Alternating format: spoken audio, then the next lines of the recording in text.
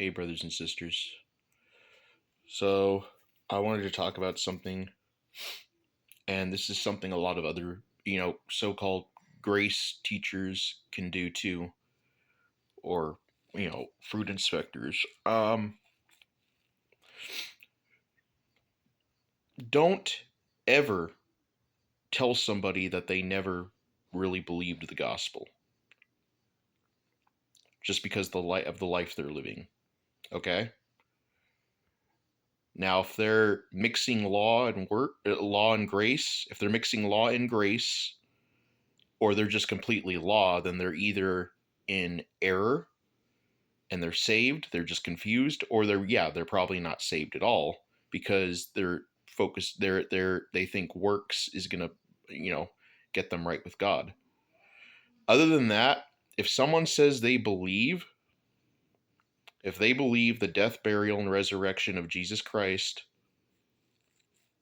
don't push that.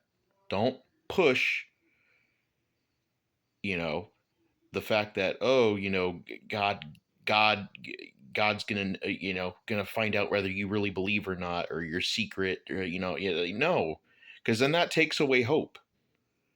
Okay, if they say they believe, then they believe. I'm taking them at their word, because then you give fuel to the enemy, and then they start coming up with anxiety and OCD, and they probably go crazy to the point where they have to probably go to a hospital. Or is that, I remember I actually used to be suicidal. I'm not even gonna, there were times where I was so suicidal because I was like, ugh, I was just, and I know that wasn't from God. That was from legalism and the enemy and my flesh. So don't ever tell somebody that they're not saved because they're living a certain way, or they're not constantly thinking about God, or they're not, they're not focusing on reading the Bible. Don't ever say that, because then you yourself are becoming an enemy of the gospel. So I just wanted to say, I just wanted to let that, I just wanted, and this is just for anybody, because I've learned that if someone says they believe, then they believe. I'm not going to take away their hope. I'm not going to take away unless they're going against me and pushing works or whatever, or they say no, that it's no, you can't just believe a certain type of facts, no. So we need to be very careful with how we talk to certain believers, especially people with a sensitive conscience. Because remember, a lot of believers also, there's a lot of new believers too, who have a sensitive conscience.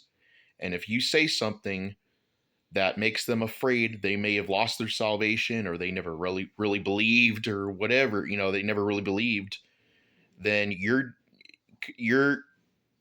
damaging their conscience. So, you know, just preach the gospel to them. You don't know what they're going through. Nobody knows what anybody's going through. You just need to accept that they believe, and that's it. They're a brother and sister. All right.